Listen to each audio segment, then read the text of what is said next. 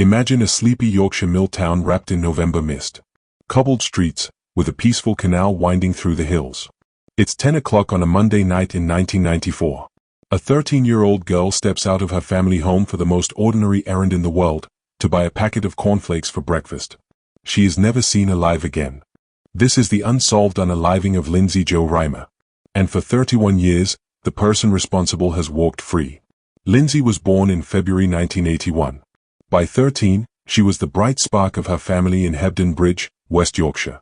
She lived with her mum and dad, 2 sisters, and a brother. She attended Calder High School and delivered papers every morning for the local newsagents. Lindsay loved fashion, Nirvana, The Prodigy, and talked endlessly about one day going to university. Friends and family described her as intelligent, cautious, and full of quiet confidence, the kind of girl who wouldn't wander off with strangers.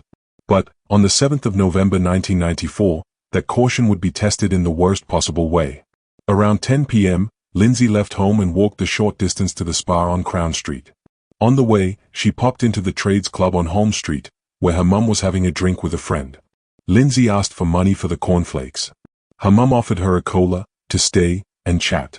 Lindsay smiled and said no as she just wanted to get home. At 10:22 p.m., the shop's CCTV captured her forever, a young girl in a striped top, paying for her cornflakes, then stepping back out into the night. That was the last confirmed sighting of Lindsay Reimer. She never reached home. Her parents didn't raise the alarm immediately. Mum was still out. Dad had been on the phone between 9:45 and 10:20 p.m. and they both assumed she'd slipped in quietly and gone up to her attic bedroom. The next morning, on the 8th of November 1994, the newsagent rang. Lindsay hadn't turned up for her paper round. Her delivery bag sat untouched in the kitchen and her school money was still sitting on the table. Lindsay's mother ran upstairs to Lindsay's room and saw the bed had not been disturbed. Then, the awful realization that her daughter had not returned home the previous night. The family's world exploded. A massive search was launched immediately. Police, volunteers, family, and friends, all combing the town, the moors and every alley, but she couldn't be found. In the agonizing days after Lindsay vanished, her family turned to the television cameras in a desperate plea for help. Lindsay's father fronted one of the earliest press conferences, his voice cracking as he begged for any information about his daughter. The raw grief was heartbreaking to watch. Some media described it as catastrophic, and in the vacuum of answers, a few unfounded whispers suggesting his involvement circulated. This was pure speculation. Questions no grieving parent should face. Police quickly and firmly ruled out any family involvement. There was never any evidence, nor suspicion from investigators. The rumors were just the cruel side effect of a case that gripped the nation. A week later, Lindsay's older sister, then 20, and bearing a striking resemblance to her sibling, stepped up in a televised reconstruction of Lindsay's last movements. "She was my build and we looked similar," Kate later recalled.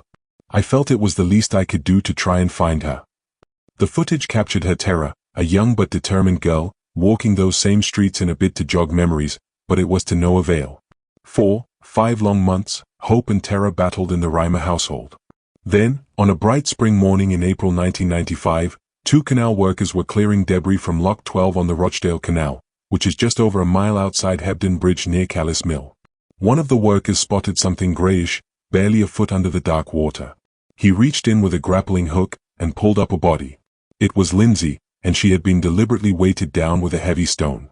The post-mortem by Home Office pathologist Professor Green found a flattened voice box and a clear band of congestion across her neck muscles, the unmistakable signs of manual airway constriction.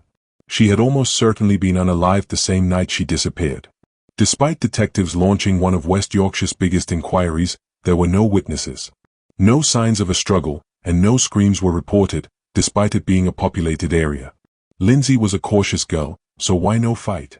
The leading theory was that she knew the perpetrator. She trusted them enough to get into a vehicle that night.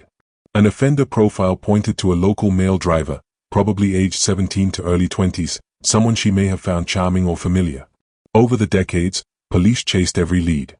DNA advances in 2016 brought arrests, a 63-year-old, and later a 68-year-old, from Bradford, but both were released without charge. Lindsay's family never gave up the search and appeared on BBC Crime Watch Live, on October 18, 2024, to mark the 30th anniversary of their sister's disappearance and unaliving.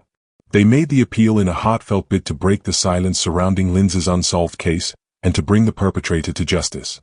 The sisters urged anyone with information, no matter how small, to come forward, stating, "We feel that the perpetrator has been free for 30 years, and we've had a prison sentence of 30 years of grief."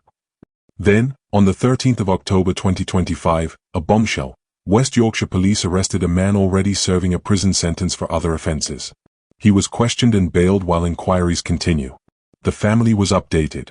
But as of today, no charges have been made and the case remains open. Someone, somewhere, still holds the truth. 31 years later, posters of Lindsay still hang in Hebden Bridge shops. The town changed forever. A safe place became a place of fear. Lindsay Reimer was not just a victim. She was a daughter, a sister, and a friend. A girl with fire in her eyes and dreams in her heart. The perpetrator is still out there. But police say loyalties change, and science advances, and they will never stop looking. If you know anything at all, contact West Yorkshire Police or Crime Stoppers anonymously. Lindsay deserves justice. Her family deserves peace.